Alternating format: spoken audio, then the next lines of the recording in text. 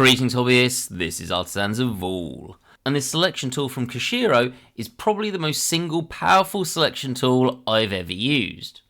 So normally I just have a shape to do this on, but I think it's important to show what I'm making here so that you know what's going on and how clever this is being. So what I'm going to do is just bevel each of the individual vertices on the outside edge. We'll go into 3 for face mode, and I'm going to select all of the larger faces. Yes, there is a quicker way of doing this, but we'll come to that later. We'll hit I to inset these, and then I again, so it's insetting individually, and then click. So all of these faces have been inset exactly the same amount. They're identical in terms of size and shape. Then I'm going to select some of them. Let's just go with, I don't know, those 3. And then I'm going to Alt and E and extrude these outwards. And then I'll select the ones that we didn't do. So that's those. And then Alt and E and extrude those inwards. So we've got some extruded out and some extruded in. But I'm going to select every single one of them again. So that's all of the faces selected. There we go. And then once again, I'm going to I to inset these. And these are again, all exactly the same size. Because it doesn't matter if we extruded them in or out. And I'm going to select different ones this time. So I'm going to select those. And then Alt and E and extrude faces along normal. And we'll extrude those in. And I'll select these ones. There, and there. Alt E, extrude faces along normals. And I'll extrude those out. So we've got a lot of different combinations of whether they've been inset in or out at different positions. Now, if we look at normal tools, let's say I selected this face here, and I press Shift and G, and I want to select all of the similar faces. So I could do that by area. And that's going to select all of these. So all of the ones, even though they're in slightly different situations, they're all the same size. I could do a similar thing with Shift and G and maybe do something like perimeter. And again, that's going to do the same thing because the perimeters are all the same size. But what if I don't want all of them selected? What if I want this to be clever enough to work out where something is similar in more of a complex way? So this is where Select Sim from Kushiro comes in. This is available on Gumroad, and you set your own price. Obviously, you can set it as 0 if you want, but I'd really suggest setting some sort of value. You'll see what this can do in a second, and I think you'll agree it's definitely worth giving something over to the creator here, so just add that to cart and get going.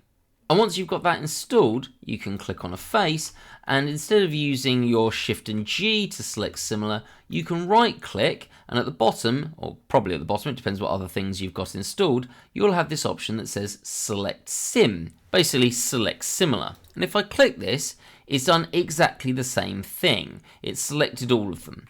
Now, this is where it gets clever in terms of the way this works. So I'm going to read out what it says on Kushiro's page. So what this does is select similar faces or edges, so you can do it with edges as well, based on a calculation of face shape.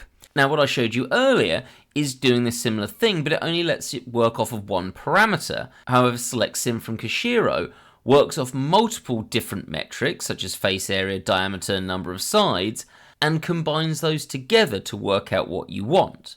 And you can change this by changing the similarity you want. Now, these are very similar shapes, so this isn't going to work in this instance.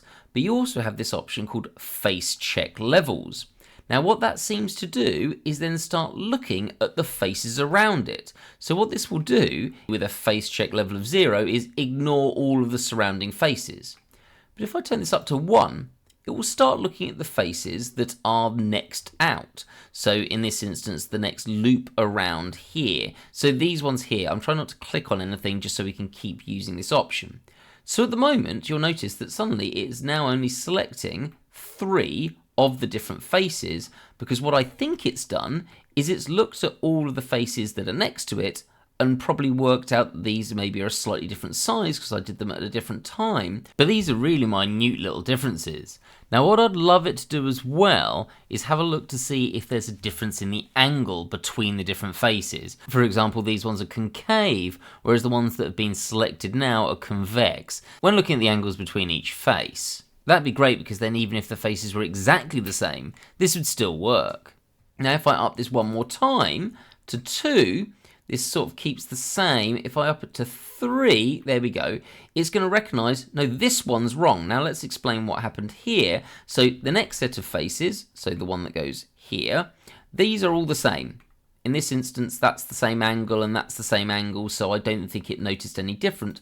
But as soon as I go to 3, this is recognising once again that the inset here and the inset distance there are just slightly different. So it's now saying, no, these are the only two that are actually truly similar in the same situation as each other. How clever is that? I think that's amazing. If I just demonstrate that again and select this one, we can right click, select sim. I'm going to bring that down to, let's say, 1, and notice it's got all of the ones that are inset inwards being selected. But if I go out by 3, notice this one, even though it's extruded inwards, is gone, and it's now only selecting this one, which has been extruded in twice. So extruded in there and then again, and then the same thing on this side, it's extruded in once and then again. So this really recognises exactly what is happening to your surfaces. And as I say, the only improvement I could see this ever having is to recognise the angle between the faces as well and use that in its calculations. Now, I appreciate there is obviously a mathematical way that this has been done, and Kushiro's been quite upfront with how that's sort of being calculated, but this absolutely boggles my mind of how this actually works in reality and how it was programmed. So honestly, amazing job for Kushiro. I'll put a link in the description. I don't have an affiliate link for Kushiro on Gumroad, and that's fine. He put so many tools up for free. I think he's probably not got loads of people contributing to him, and it would be, as I said, appreciated if you do give some money if you are downloading this. So maybe not the most exciting and flashy looking tool in the world, but insanely powerful. As always, if you could hit that like button, it'd be really appreciated, or the hype button, whatever the hell that does, and I hope to see you in the next video. Have a great day, guys.